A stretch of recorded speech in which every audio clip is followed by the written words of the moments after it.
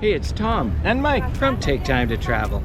During our week-long vacation in Paris, we explored all over the city, visiting lots of the major attractions and trying tons of delicious food. One of the highlights of our trip to Paris was our visit to the iconic Eiffel Tower, where we enjoyed breathtaking panoramic views of the city, followed by an exceptional lunch at one of Paris's best restaurants called Le Climat. And today, we're going to show you all of it. So, without further ado, let's make our way down the delightful Paris streets and over to the Eiffel Tower.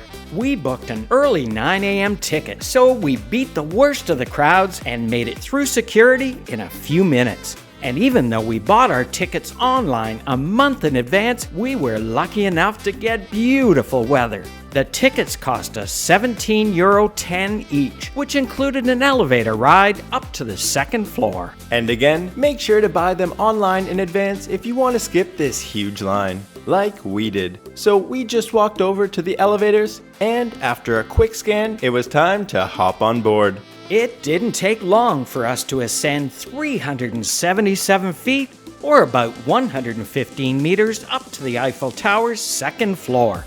We stepped off the elevator and were greeted with this fantastic view. And 160 meters above, there's another viewing area at the top floor. But from here on the second floor, you'll still get a pretty incredible perspective overlooking the beautiful city of Paris. And besides, this is more than high enough up for Tom. If you walk up a flight of stairs, you'll get to this other viewing platform which doesn't have the metal fence around it. So you'll get even better unobstructed views of the city. After an obligatory video selfie, we continued on around the walkway to take a look from the other side. From here, we got an incredible view overlooking the Seine River, a soccer field, lots of beautiful buildings, and then around to the lovely Champ de Mars Park. C'est magnifique! Opened in 1889, the Eiffel Tower is still a marvel to behold. It's no wonder it attracts almost 7 million visitors a year. We're sure glad that we went early to beat the rush.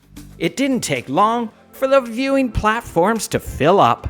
After one last look from up here through the metal girders, it's time to make our way over to the elevators. As we waited, we watched the giant pulley wheels turn, so we knew it was close. As the passengers exited, we entered from our side, and then the operator gave us our own private elevator ride down to the first level, where we enjoyed some unique perspectives through the Eiffel Tower's metal beams and giant pulley wheels. After a short ride, we made it down to the first floor, which has a number of things to do, like looking through the glass floor, which Tom would not do, and gazing through the glass wall down to the crowds far below. You can even sit down and relax on this beautiful terrace to enjoy the hot summer weather in Paris. The terrace sure did look appealing, and we had worked up an appetite, so we decided to give it a try. While Tom waited in line, I went to check out what they had to offer. The first thing that popped out to me were the giant pretzels. Since the swings were full, we sat down in this lounge area, over here in the sun, and began to eat our giant pretzel, which hit the spot nicely. After that lovely snack, it was time to check out some more of the first floor. There's another viewing area with some great views overlooking the Seine River, the Trocadero Gardens, and the Palais de Chaillot. And around the other side, there's another lookout spot overlooking the Champ de Mars. On the first floor, you can also take the stairs up almost 60 meters all the way up to the second floor, which we definitely did not do. You can even get some macarons from Pierre Hermé or a meal at Madame Brasserie. And of course, there's always a gift shop where you can buy a souvenir to remember your visit for €1,000. Yikes! As you may have guessed, we didn't buy it and just took the elevator back down to the ground. Once we made it down, we enjoyed a nice sight from underneath the Eiffel Tower And then as we were leaving, we had this fabulous perspective from beside it. It's amazing that this 330-meter tall structure was built in just over 2 years, more than 130 years ago. But let's keep going along the Champ de Mars. Originally, we tried to get into the Eiffel Tower's second-floor Michelin-starred restaurant, but it was booked up more than a month in advance, so we're headed towards another Michelin-starred restaurant for our lunch. It was a blistering hot day, so we were more than happy to walk underneath the trees in the shade.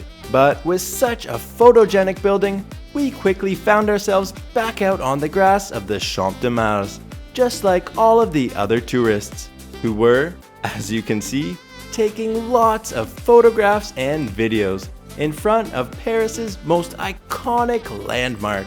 So of course, we did too. After we took some videos, we crossed over Avenue Joseph Bouvard and continued walking on our way over towards the far end of the park, where we found the Grand Palais Éphémère and all these people relaxing under the shade, enjoying the weather and this spectacular view. What an incredible spot for a picnic with family or some friends. But let's keep going. There's lots of beautiful architecture to see on our way to lunch. We walked by the tomb of Napoleon Bonaparte, as well as gorgeous Parisian streets lined with mature trees and centuries-old buildings, home to many pretty little restaurants and cafes. And after a very scenic walk, which took approximately 30 minutes, we arrived at this beautiful building here, which housed the postal and telecommunications operators from 1905 and is now home to the French restaurant Le Clément, which has a Michelin star. Let's make our way through the front doors of the restaurant and head inside to give it a try. The Art Nouveau styled interior features a ceiling with arches embellished with a floral pattern, original brass light fittings, stained glass windows, and old mosaic floors, as well as a conservatory that sits under a glass roof with large bay windows overlooking the secret garden, which we're heading out to now.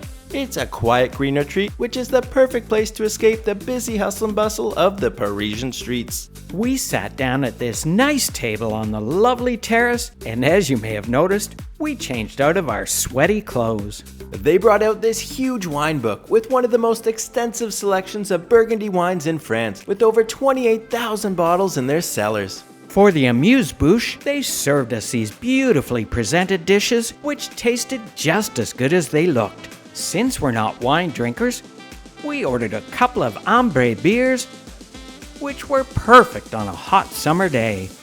For Tom's appetizer, the waiter delicately poured the fresh corn cream around the mackerel fish tartare and burned red pepper sorbet. I chose the artichokes cooked Greek style, stuffed with fresh goat cheese and lemon oil with peppermint refreshed artichoke cream. Both dishes were presented beautifully and tasted absolutely delicious as well. For the mains, Tom ordered the fish of the day, which I think was sea bream, cooked à la meunière, with cocoa beans and shellfish, lettuce coulis and hazelnut butter, and I decided to get the same thing too.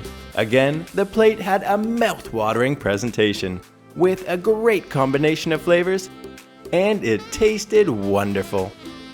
For dessert, we both decided on the flat peach, which had a combination of fresh and cooked peaches with rosemary, puff pastry with vanilla cream, and peach mezcal sorbet, which was incredible. And then they brought out some petit fours. Overall, we loved our meal and thought that the multi-course lunch was reasonably priced at €56 per person, including tax and tip. This was definitely a day that we'll always remember. From going up the remarkable Eiffel Tower and enjoying breathtaking views overlooking all of Paris and strolling along the lovely Champ de Mars, to having lunch at one of Paris's delicious Michelin-starred restaurants. We had an absolutely amazing time, and we hope you enjoyed watching it too. If you did, we'd really appreciate it if you'd like, subscribe, and hit the bell for notifications on our future videos.